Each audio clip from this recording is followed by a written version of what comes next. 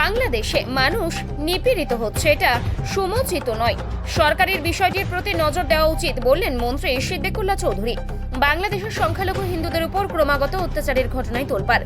সংবাদ মাধ্যমের শিরোনামে বারবার উঠে এসেছে বাংলাদেশের ঘটনা। বাংলাদেশের মানুষ নিপীড়িত হচ্ছে, সেটা সমুচিত নয়।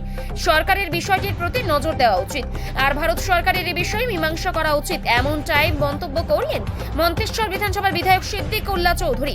পূর্ব বর্ধমান জেলার মন্তেশ্বর বিধানসভা বিধায়ক কার্যালয়ে সাংবাদিকদের মুখোমুখি হয়ে বাংলাদেশ প্রসঙ্গ নিয়ে কি বললেন রাজ্যের গ্রন্থাগার মন্ত্রী সিদ্দিকুল্লাহ চৌধুরী, তা আমরা শুনব। বাংলাদেশের সংখ্যালঘুদের ওপর বিভিন্ন রকম অত্যাচার হচ্ছে, যেটা আমরা মিডিয়ার মাধ্যমে বা সংবাদের মাধ্যমে দেখতে পাচ্ছি। এই প্রসঙ্গে কি বলবেন? আমার বক্তব্য হলো, এটা দীর্ঘদিন চলছে। এইভাবে অত্যাচার অবিচার হওয়া সমীচীন নয়। পৃথিবীতে মানুষ স্বাধীনতা ভোগ করে যে যে প্রান্তে চাই বসবাস করতে পারে, এটাই হলো পৃথিবীর ধারা।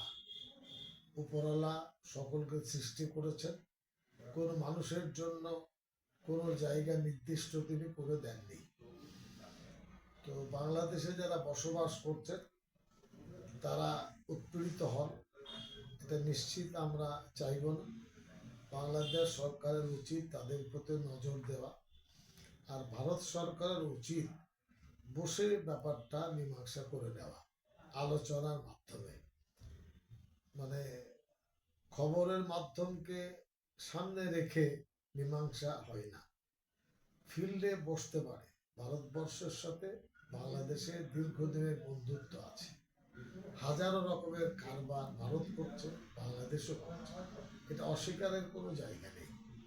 আমরা চাইব উভয় দেশের মানুষ আমরা শান্তিতে থাকি, বাংলাদেশও শান্তিতে থাকুক। বাংলাদেশে যারা বিশিষ্ট গুণীজনরা আছেন তারাও ব্যাপারটা নিয়ে একটু লাগাম টানুক। অনেক অপ্রীতিকর ঘটনা তারা বলছেন আমাদের দেশ নিয়ে। আমরা ভারতীয় মানুষ, আমরা মুসলমান, এতে কোনো সন্দেহ নেই, কিন্তু আমার দেশের উপরে কেউ আঘাত হানবেন এটা ঠিক না। এই ধরনের খারাপ কথাও শুনতেও খারাপ লাগে, দেখতেও খারাপ লাগে, বুঝতেও খারাপ লাগে। আমরা সকলের শান্তি কামনা করি। ধন্যবাদ।